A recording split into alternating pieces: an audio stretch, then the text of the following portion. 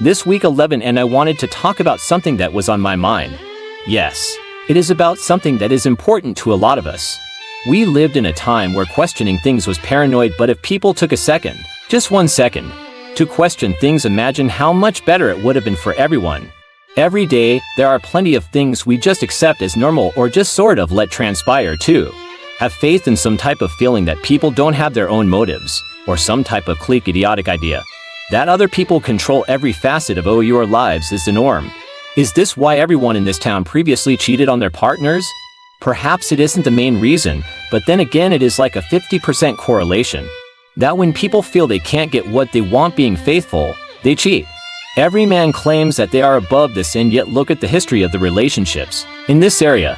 The whole thing comes down to people feeling that people should have loyalty to their own things, but this is proven to be the leading reason for betrayal.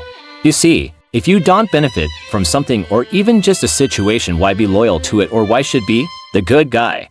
Actually, most people are faithful, but somehow people in this area had a big period where backstabbing, gossiping, and being the Judas i.e., benefiting yourself was the in thing. I was the odd one out even in the sinister contract my ex-friend came up with, and which is why, when people try to backstab me, they inherently fail, for the simple fact it is in writing. The horrendous god-awful piece of legislation had a good message to endorse after all. The bad guys got what they wished on people themselves, while the people that were good got shielded from the malicious intents of the bad guys. There is hope for this town after all. I mean, after the bad guys are out of the equation, or so they say. Is the good guy bad guy dynamic real? Of does who is good and bad shit like the cosmos? Talk about injustice, and to think the good guys almost signed themselves to be off in that kind of way, from a mere signature. Do people know that when you sign something like a deal, it is actually considered a legal document?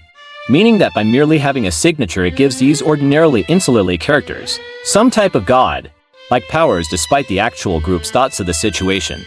All the people that put themselves as God were the ones that paid the ultimate price. But they spent all their time saying otherwise, and that the people that thought they were doing the wrong thing were fools for not agreeing with them. Oh yay, they were so sure that they would be set for life, and Otto was so foolish, and the only reason there was any truth to it is because I started believing their lies, that their lies had taken on a life of their own, and that their lies had actually gone so far that it was changing how actual businesses did business. But that was until the whole structure of falsehood did a 360 and came right back to the sender with full impact. So now that I will be the physically fit one, suddenly their argument also falls flat. That their argument that they held to be so true was an image they had falsely engineered for years. And all I had to do was work out to beat them, literally all that needed to be done. It's true when they say it is all about being Jack, because what could possibly be more embarrassing than the Emperor without clothes if he looks like Jabba the Hutt? My enemies rejoiced at the first snapshot, but scorned the second and third and even the fourth. And why, you ask? Because it opened people's eyes to how the damages of the first came down to personal willpower. That the problem was fixable and theirs wasn't, and how it is so important to look your best. Just like how the person I was with got this stupid idea of they should share everything of mine with other people.